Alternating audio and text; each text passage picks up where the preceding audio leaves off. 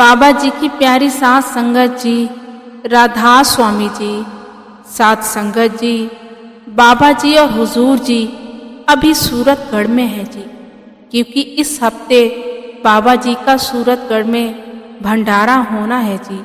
और आज शनिवार के दिन बाबा जी ने सूरतगढ़ में संगत के साथ सवाल जवाब किए हैं जी। साथ संगत जी, आज हुए सवाल जवाब हम आपके लिए इस वीडियो में लेकर आए हैं जी। आपसे बेनती है जी कि सवाल जवाब सुन लेने के बाद चैनल को सब्सक्राइब करना ना भूले जी। साथ संगत जी, आज बाबा जी स्टेज पर आए तो उस समय संगत शब्द गा रही थी और उसके बाद सत्संग कर्ता जी ने सत्संग फरमाया और सत्संग के बाद बाबा जी ने संगत के सवालों के जवाब दिए। पहला सवाल इस प्रकार है। एक बीबी ने पूछा कि बाबा जी, हुजूर महाराज जी कहा करते थे कि जैसे कर्म करोगे वैसे ही भोगना भी पड़ेगा। तो आगे इस बीबी ने पूछा कि बाबा जी, तो क्या आज हम जो कर्म भोग रहे हैं वे सब हमारे पिछले जन्मों के कर्मों के कारण है?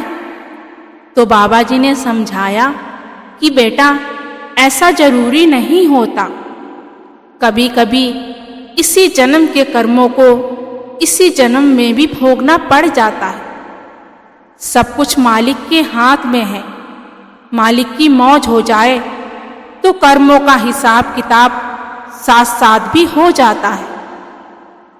फिर एक भाई ने बाबा जी से पूछा कि बाबा जी, अगर किसी परिवार में एक कमाने वाला होता है तो उसकी कमाई पर पूरे परिवार का हक होता है। तो फिर ऐसे ही अगर एक परिवार में भजन सिमरन करने वाला हो तो क्या उसके नाम की कमाई पर सबका हक होता है? इस सवाल पर पहले तो बाबा जी थोड़ा सा मुस्कुराए और उसके बाद बाबा जी ने जवाब दिया। बाबा जी ने समझाया कि बेटा, परमार्थ का एक उसूल होता है, जो बोएगा वही पाएगा। मतलब जिसने बीज बोया है उसको ही फायदा होगा। फिर इसी भाई ने कहा कि बाबा जी, मुझ पर और मेरे परिवार पर कृपा बनाए रखना। तो बाबा जी ने कहा कि बेटा, मालिक की कृपा तो सब पर रहती है, हमें तो बस मालिक का शुक्र करना है। फिर एक लड़के ने बाबा जी से पूछा कि बाबा जी, हमें कैसे पता चलता है कि हम सही रास्ते पर चल रहे हैं या नहीं? तो बाबा जी ने समझाया कि बेटा, मालिक ने इंसान को विवेक की ताकत दी है, सोचने समझने की ताकत दी है।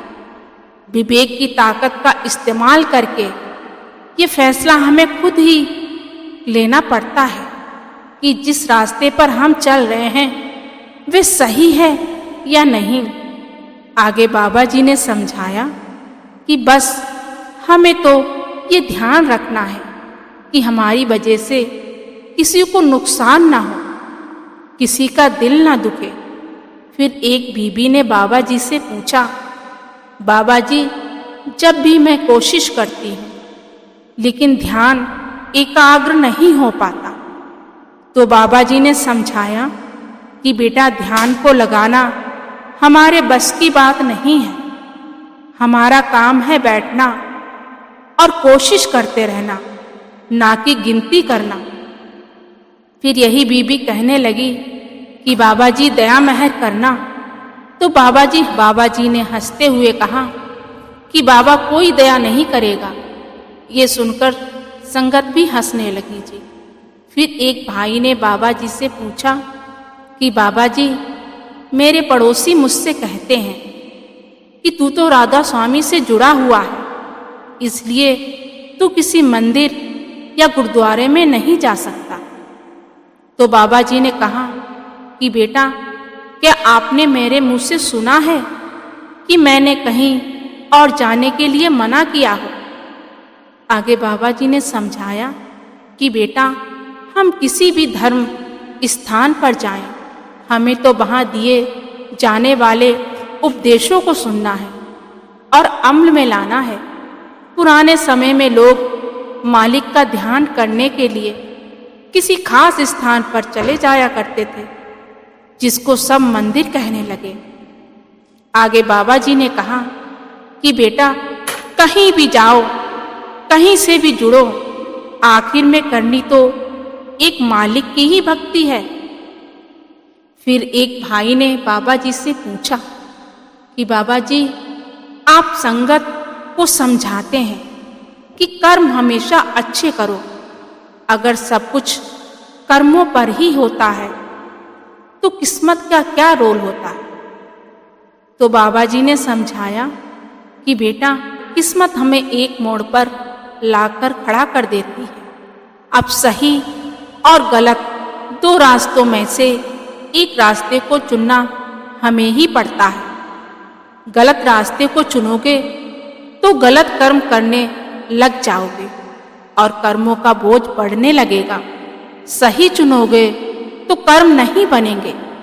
फिर एक लड़के ने बाबा जी से कहा कि बाबा जी, मेरी मम्मी को नामदान की पर्ची इसलिए नहीं दी गई क्योंकि सेवादारों ने जब पूछा कि आप केक खाते हो तो मेरी मम्मी ने हाँ बोल दिया, क्योंकि हमारे घर किसी खास समारोह पर केक आ जाता है। तो इस वजह से बाबा जी सेवादारों ने पर्ची देने से मना कर दिया। तो बाबा जी ने समझाया कि बेटा केक में एग का इस्तेमाल किया जाता है, जिस वजह से उन्हें पर्ची नहीं दी गई। और अगर हम किसी की जान लेकर खुशियां मनाने की सोचेंगे तो वे बिल्कुल गलत बात है। फिर एक लड़की ने बाबा जी से पूछा कि बाबा जी, आप हमारे सेंटर भी आया करो। तो बाबा जी ने कहा कि बेटा ये बड़े बड़े सेंटर संगत की सुविधा के लिए ही बनाए गए हैं, जिससे कि हम सब एक साथ इकट्ठे हो सकें। फिर यही लड़की कहने लगी कि बाबा जी, लेकिन आप बहुत सारी जगह पर जाते हो तो हमारे सेंटर भी आया करो। तो बाबा जी ने हंसते हुए कहा कि बेटा अब तो मैं बूढ़ा हो गया हूँ, अब तो मैं डेरे में ही रहूँगा। इस बात पर संगत हंसने लगी। फिर एक लड़की ने बाबा जी से कहा कि बाबा जी, आप जब भी मुस्कुराते हो तो मुझे बहुत अच्छा लगता है। आप हमेशा ही ऐसे ही हंसते और मुस्कुराते रहना। तो बाबा जी ने हंसते हुए कहा कि जब मैं नहीं हंसता तो क्या अच्छा नहीं लगता? ये सुनकर संगत जोर से हंसने लगी जी। और लड़की यही कहती है कि बाबा जी, आप तब भी बहुत अच्छे लगते हो। फिर एक भाई कहने लगा कि बाबा जी, क्या सोच लेने से कर्म बनते हैं? तो बाबा जी ने समझाया कि बेटा सोचने से कर्म तो नहीं बनते, लेकिन जब हम एक ही बात को बार बार सोचेंगे तो फिर वह काम भी करना पड़ेगा, लेकिन सोच भी हमेशा अच्छी ही रखो। फिर एक लड़का कहने लगा कि बाबा जी, मेरा पढ़ाई में ध्यान नहीं लगता। तो बाबा जी ने कहा कि बेटा इसमें मैं तेरी क्या मदद करूं? मेरा तो खुद पढ़ाई में ध्यान नहीं लगता था। ये सुनकर संगत जोर से हंसने लगी। फिर आगे बाबा जी ने कहा कि मेरी माँ ने तो मुझे डंडों से पढ़ाया था, तेरी माँ ने तो तेरे लिए डंडा नहीं उठाना। आगे बाबा जी ने इस लड़के को समझाया कि बेटा आज पढ़ लेगा तो आगे की जिंदगी अच्छी से कटेगी, और आज ध्यान नहीं देगा तो आगे चलकर दूसरों का मोहताज बनना पड़ जाएगा। फिर एक लड़के ने बाबा जी से पूछा कि बाबा जी, क्या हम एक से ज़्यादा गुरु बना सकते हैं? तो बाबा जी ने समझाया कि बेटा एक क्या 10 बना लो, कोई माननी नहीं है। फिर आगे बाबा जी ने हंसते हुए कहा कि क्या तू 10 बीबियां संभाल सकता है? तो वह लड़का कहने लगा, नहीं बाबा जी, बिल्कुल नहीं। ये सुनकर संगत जोर जोर से हंसने लगी जी। आगे बाबा जी ने कहा कि एक से ज्यादा गुरु होंगे तो अंत समय में कौन लेने आएगा। ये सुनकर फिर से संगत हंसने लगती है। इस सवाल और इसके जवाब पर पंडाल में हंसी का माहौल बन जाता है। फिर एक भाई ने बाबा जी से पूछा कि बाबा जी, बाहर के दर्शनों में और अंदर के दर्शनों में क्या अंतर होता है। तो बाबा जी ने समझाया कि बेटा, असल दर्शन तो अंदर से ही होते हैं। बाहरी दर्शनों ने तो हमें एक मोटिवेशन मिलता है, हम प्रेरित होते हैं जिससे कि भजन सिमरन में कोई रुकावट ना आ सके। मालिक की प्राप्ति तो अंदर के दर्शनों से होगी। फिर एक लड़की ने बाबा जी से सवाल किया कि बाबा जी, मैं दूसरों को पढ़ाने की सेवा करना चाहती हूँ। तो बाबा जी ने कहा कि बेटा, ये तो बहुत अच्छी बात है, लेकिन पहले आप अपनी पढ़ाई तो पूरी कर लो। हर चीज का एक टाइम होता है। आप मालिक पर भरोसा रखो, मालिक जरूर बख्शिश करेंगे। साथ संगत जी, इसके साथ बाबा जी और हुजूर जी ने ओपन कार में संगत को दर्शन दिए थे जी।